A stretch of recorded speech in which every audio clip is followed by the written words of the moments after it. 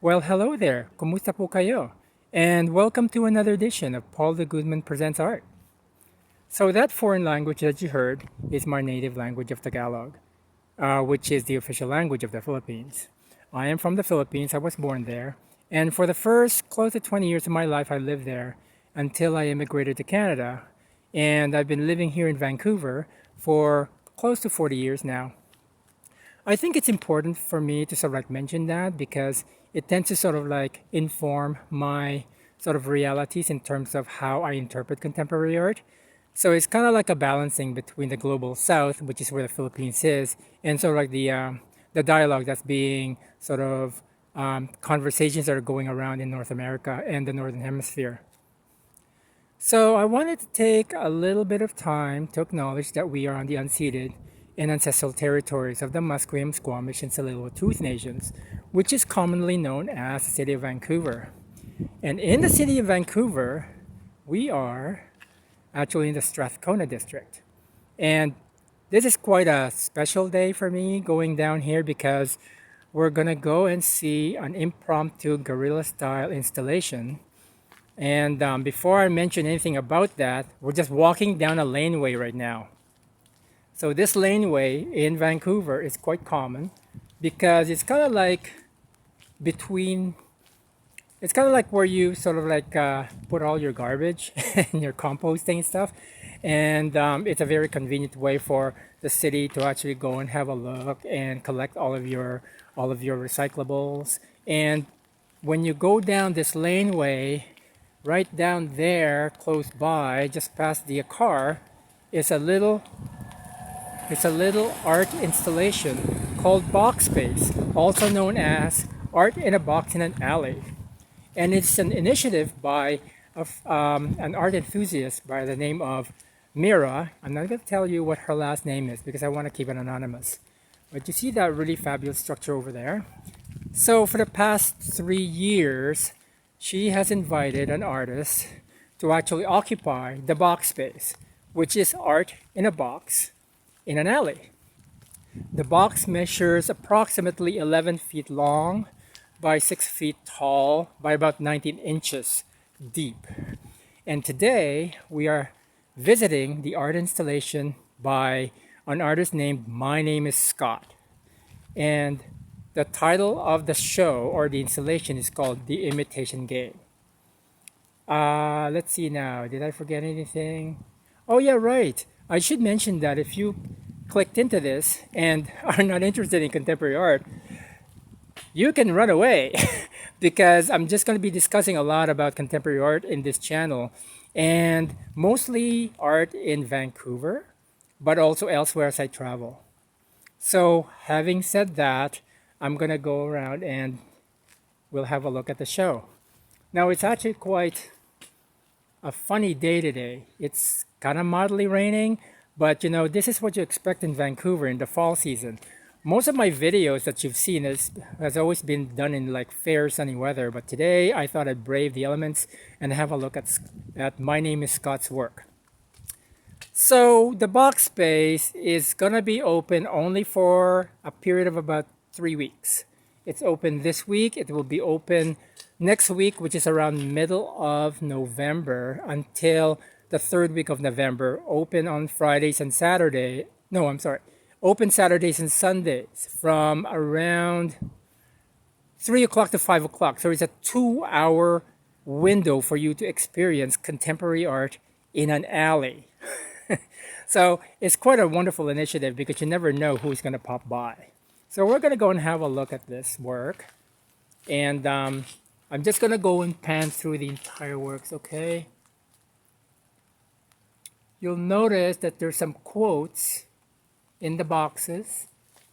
And as we go through, there's also some appendages that are kind of made of plastic and aluminum foil. So these figures are actually fashioned. Oh, let's have a look at this. This is so cool. We made the world we're living in and we have to make it over. So that quote, I believe, is a quote from James Baldwin, who's a famous American writer and activist. And you'll notice that in all of these pieces, there are going to be quotes by people. Some of them are going to be like quotes from Leo Tolstoy, and some of them are going to be a quote from Mary Wollstonecraft. And we're just going to go around and have a look at these pieces first.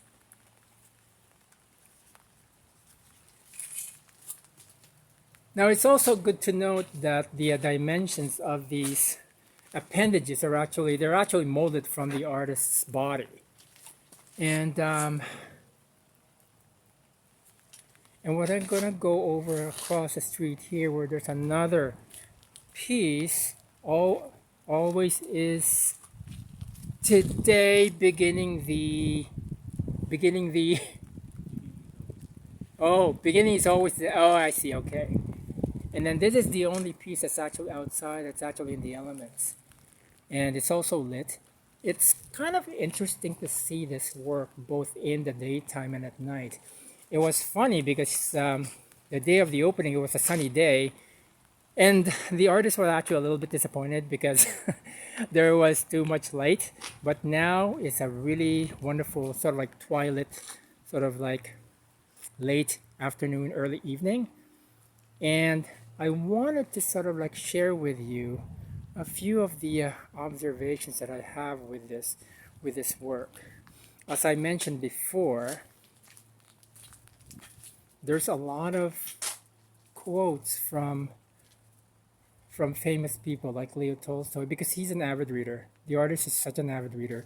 And what I know of the artist is that he has done performative works, he's done sculptural works, he's done installation works, and also some political works as well. Just gonna go and have a look at this. I really like that. Really quite wonderful. I was actually ruminating on this work earlier. When you look at this, when you look at the figures, the two figures that are almost like prostrate or kneeling in front of this middle figure, it's interesting, sort of triangular, sort of like even a trinity type of I guess configuration. And the one thing that I was actually looking at, or even sort of like referencing, was some sort of like a balance between the secular and the religious. And I'm just gonna have to explain that a little bit, because let's say from the secular, I was looking at these figures and how they kind of reminded me of certain figures by an American artist. His name is James Siegel, who tends to sort of like make these pop art, white plaster type of sculptures that just kind of like mimic sort of like normal American life, life in a typical household, or things like that that are very sort of vernacular and very common. But at the same time, sort of reversing that from a religious point of view, you're looking at like a trinity of figures here. You can sort of sense that it's a triangular in pattern. There's this sort of sense of some sort of monument that's being sort of like mimicked by this triangular sort of configuration. And I can't help but thinking, because I'm Catholic, I can't help but thinking about the Father, the Son, and the Holy Ghost. And so like looking at those three figures, the Father and the Son, which are actually kind of male, and then looking at this figure over here, which is actually more about Mary Wollstonecraft, sort of observing the Trinity and sort of like lending some sort of feminist air to it, because it's almost like an observation from a woman's point of view, how certain things in secular and religious life are very male dominated. But the one thing also that's very important to see about these works is actually how they tend to sort of like address the current situation with AI, or artificial intelligence. I mean, like, the thing about it is that a lot of these quotes tend to sort of like ask you certain fundamental questions about you and how you define your humanity. How do you know that you are alive? How do you know that you are sentient? how do you know that you're not being programmed by some sort of like entity out there that sort of like is just trying to sort of like produce results for you, you know? I'm not sure if I'm explaining that well, but it's more a matter of how artificial intelligence is kind of like infiltrating every sort of like manner of our lives these days, that sometimes we have to ask ourselves, how do I prove that I'm alive? It's very science fiction. A lot of science fiction writers are tending to sort of like address those questions right now. The question of sentience, the question of how do we define we are alive? Because without knowing our origins, regardless of whether we believe the secular or the religious sort of like fundamentals of how we are sort of like created in this world, we still have those questions are still unanswered. And when you look at, let's say, the science fiction world of, let's say, the Star Trek and all that, you know, where they have artificial intelligence, they're also asking those fundamental questions. And these questions are kind of like the type of things that this piece is asking. Like, for example, if you feel others' pain, you're a human being. And this other one too that says, if you feel pain, you're alive.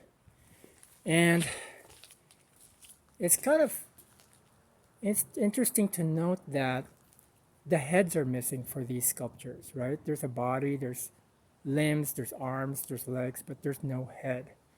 And it almost kind of like looks at, in a sense, a commentary on our own humanity, a commentary on how we tend to define ourselves, and perhaps that's the starting point towards understanding this work.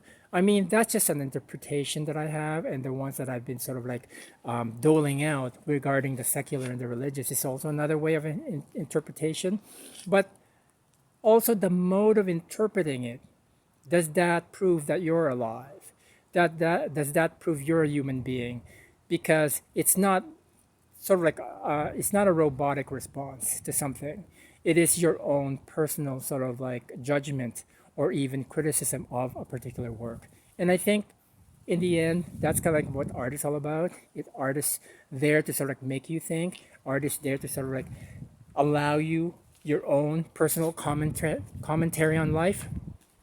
So I'm gonna go and leave it at that for now. At this point in the video, I tend to sort of like focus on a piece that I really like. This was actually very different in terms of like when I saw it yesterday, and the lights were not well. The lights were really bright, but now it's kind of like illuminated. So it's really nice to like see this sort of like during the, is it dawn or dusk, just when the sun is about to set.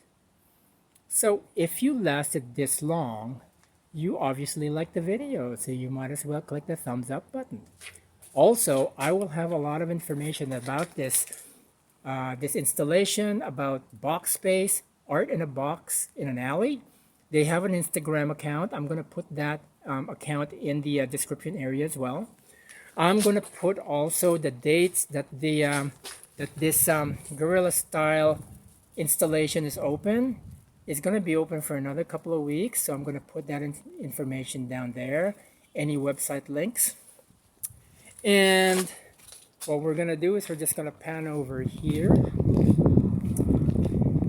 and I'm just going to say in front of this guy, thank you very much for tuning in to another edition of Paul de Guzman Presents Art. I really appreciate your engagement. I really appreciate your patience in sort of like staying with me. And if you like to learn more about this channel, just click the subscribe button. It's free. It's not going to cost you anything. And so on that note, again, thank you very much. Salamat po sa inyong lahat. And you have a great day. Bye for now.